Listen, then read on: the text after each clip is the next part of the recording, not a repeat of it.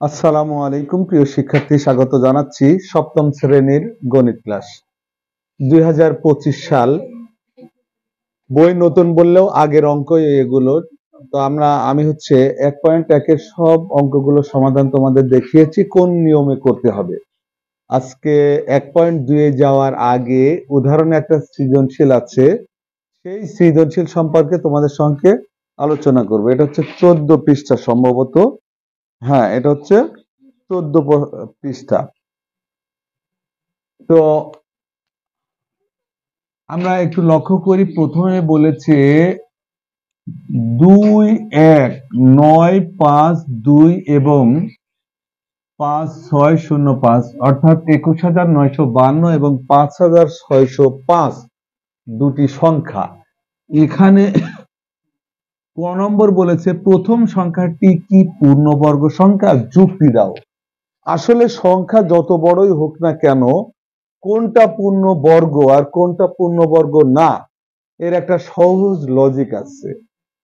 আমরা সংখ্যাটা উঠাই, আমি যুক্তিটা দিচ্ছি, সবাই লক্ষ্য করো। এটা কিন্তু তোমাদের সবারই জানা উচিত যে কোন সংখ্যাটা যত বড় সংখ্যাই হোক পূর্ণবর্গ হবে কি হবে না তা জানা যাবে। সেটা হচ্ছে আমরা যে সংখ্যাটা উঠাবো 2 1 9 5 2, তো আমরা জানি যে এটা হচ্ছে একক, একক দশক শতক হাজার অযুত। তো একটা লজিক আছে, যদি এই একক স্থানের অঙ্ক, এই একক স্থানের অঙ্ক দেখেই বোঝা যাবে যে এই পুরা সংখ্যাটা বর্গ করলে পূর্ণবর্গ হবে কি হবে না। যদি যদি আমি এই যে এখানে যুক্তি দিয়ে দিচ্ছি, যদি একক স্থানে দুই 3 7 অথবা 2 3 7 অথবা 8, 2 3 7 অথবা 8, এই অঙ্কগুলি যদি এই একক স্থানে থাকে, এগুলি যদি থাকে, তাহলে পূর্ণবর্গ নয়, পূর্ণবর্গ নয় বা হবে না। এটা একটা কিন্তু লজিক, খুব সুন্দর কথা। এখন মনে করো আমি এই যে এত বিশাল সংখ্যা লিখতেছি 8 6 9 5 4, এটা লিখে ফেলছি, তো এটা কি আসলে পূর্ণবর্গে হবে কি হবে না তুমি কিন্তু বুঝতে পারবে কি দেখে। এই যে আমি বললাম যে 2 3 7 এবং 8 নাই, তার মানে এটা পূর্ণবর্গ হবে। এখানে লাস্টে 4 আছে, আমরা সহজেই কিন্তু বুঝে যাব। এই ছিল ক নম্বর।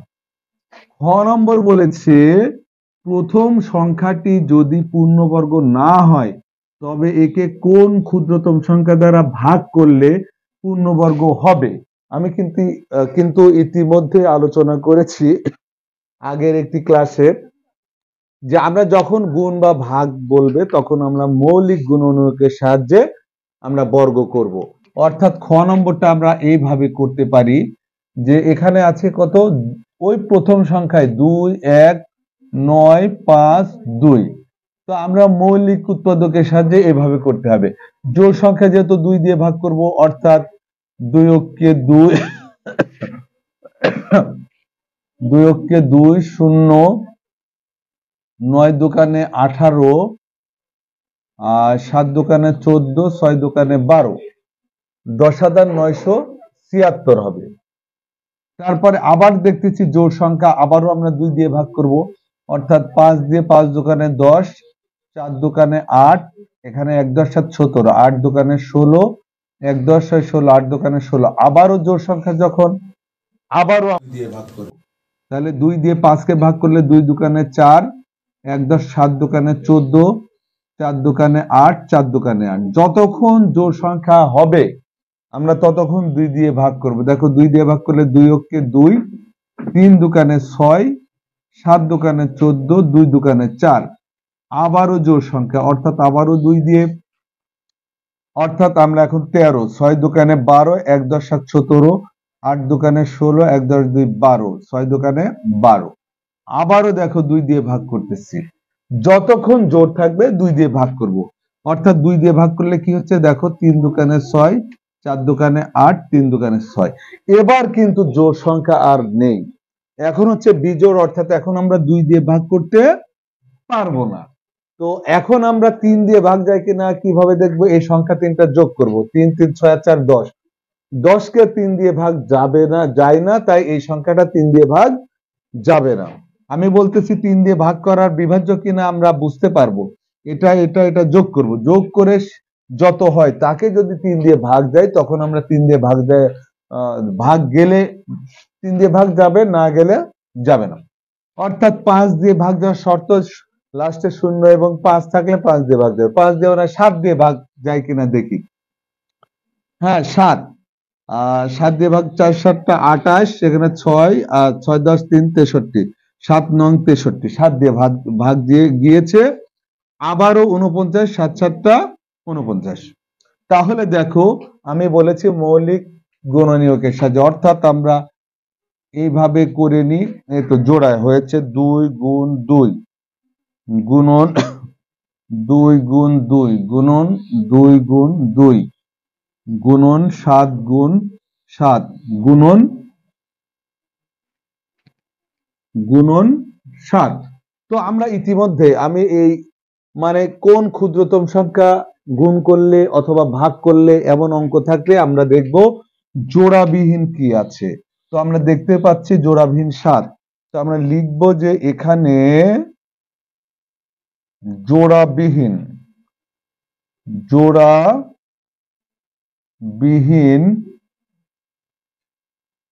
সংখ্যা 7, অতএব 7 দ্বারা ভাগ করলে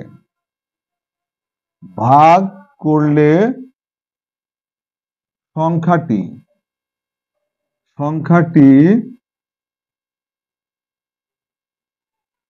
পূর্ণবর্গ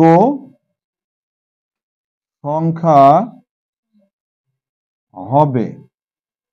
তো আমরা গুণ আর ভাগ থাকলে এইভাবে করবো, এটা কিন্তু একেবারেই সহজ, গুণ আর ভাগ থাকলে আমরা এই নিয়মে করতে পারছি। তো এখন আমরা পরের অঙ্ক গ নম্বর দেখতেছি। গ নম্বর কি বলেছে, বলেছে যে দ্বিতীয় সংখ্যার সাথে কোন ক্ষুদ্রতম সংখ্যা যোগ করলে যোগফল একটি পূর্ণবর্গ সংখ্যা হবে। ইতিমধ্যে এই নিয়মটাও শেখানো হয়েছে, যখনই যোগ আর বিয়োগ থাকবে তখন আমরা অঙ্কটি করব ভাগ প্রক্রিয়ায়। অর্থাৎ দেখো আমরা গ নম্বর উঠিয়ে ভাগ প্রক্রিয়ায় বর্গমূল করব, নির্ণয় করব 5 6 0 5। তো আমি শিখিয়েছিলাম যে যেহেতু জোড় যখন হবে 1 2 3 4, এই এটা হচ্ছে 4 হচ্ছে জোড় সংখ্যা, তাই এখানে কোন সংখ্যা পরপর 2 বার গুণ করলে এই 56 হবে। তো 7 7টা 49, 28টা 56, 28টা 64, সরি 28টা হচ্ছে 64, তাহলে 7 7টা 49, এখানে 7 8 দিলে বেশি হয়ে যাচ্ছে, 7 দিব, 7 7টা 49। তো আমরা এখানে বিয়োগ করব, বিয়োগ করলে এখানে হচ্ছে 9 কয় 16, 9 7 16, হাতে 1। আচ্ছা, আমরা বর্গমূলে সবসময় জোড়ায় জোড়ায় নামিয়ে ফেলবো, আর এখানে যে সংখ্যা থাকে তার ডবল সংখ্যা এখানে বসে যায়। অর্থাৎ এটা যখনই বসেছে তখন আমরা এখন এখানে যা নিব এখানেও তাই নিব। অর্থাৎ আমার দেখো 14 আছে, এখানে যদি 5 বসাই এখানেও 5 বসবে, অর্থাৎ এই দুইটা আবার গুণ হয়ে যাবে, মানে এটা দিয়ে এটা গুণ করে আমরা নিচে বসাবো। 5 5 25, 4 5 20, আর হাতের দিয়ে 22, 5 ওকে 5 আর 2 7। তো আমরা 5 বার দিয়ে দেখতেছি বেশি হয়ে যাচ্ছে, অর্থাৎ আমরা তখন কত দিব, 4 বার দিব, 4 বার দিব। তো 4 4 16, আর 4 4 16 আর 17, 7 হাতে 1, 4 ওকে 4 আর 5, অর্থাৎ বিয়োগ করতেছি 6 কয় 15, 9 15 হাতে 1, 8 কয় 10, 2 10 হাতে 1, 129। কিন্তু যদি বিয়োগের কথা বলতো আমরা এটা বিয়োগ করে দিলে আমাদের অঙ্ক হয়ে যেত, কিন্তু যখন বলেছে এর সঙ্গে আরো কত যোগ করলে সংখ্যাটি পূর্ণবর্গ হবে, তখন আমাদের এখান থেকে লিখতে হবে এটা হচ্ছে একটা বর্গ সংখ্যা, তাহলে পরের বর্গ সংখ্যা বানাইলে গা এর সাথে আর কত যোগ করলে হবে। তাই আমরা এখানে এইভাবে লিখব যে পরবর্তী পরবর্তী পূর্ণ বর্গ সংখ্যা। এটা তো 74 বর্গ করলে এটার চাই তাও একটু কম হচ্ছে, বেশি হচ্ছে, কিন্তু 75কে এখন বর্গ করা লাগবে, অর্থাৎ পরবর্তী বর্গ সংখ্যা 74 প্লাস 1 সমান 75। আমরা এইটুকু লিখে নেব। তাহলে বর্গ এটা হচ্ছে পরবর্তী বর্গ সংখ্যা না, আমরা এখানে ভুল বলেছি, পরবর্তী বর্গ মূল হবে এখানে, পরবর্তী বর্গ মূল। এবার লিখব অতএব বর্গ সংখ্যা। বর্গ সংখ্যা হচ্ছে 75 গুণ 75, ক্যালকুলেটর ধরতে হবে কত হয় আমরা দেখব, অর্থাৎ 75কে স্কোয়ার করতে হবে, 75কে স্কোয়ার করতে হবে। আর আমরা একটু ক্যালকুলেটর ধরে দেখি, 75কে যখন আমরা স্কোয়ার করতেছি 5625, 5625। তো দেখো 74কে বর্গ করলে এত অবশিষ্ট থাকে, আর 75কে বর্গ করলে এত হয়, তাহলে এটা হতে এখানে কত কম আছে ওইটাই যোগ করা লাগবে। তাই আমরা লিখব অতএব যোগ করতে হবে সমান 5625। আমার মনে হয় অঙ্কটা আগের ক্লাসে করানো হয়েছে 1.1-এ, 25 মাইনাস 5605 সমান 20, অর্থাৎ 20 যদি আমরা এর সাথে যোগ করি দেখবা যে সংখ্যাটি পূর্ণবর্গ 75 হয়ে যাচ্ছে। তো প্রিয় শিক্ষার্থী, ক্লাস এখানেই শেষ করছি। সবাই ভালো থেকো, আল্লাহ হাফেজ।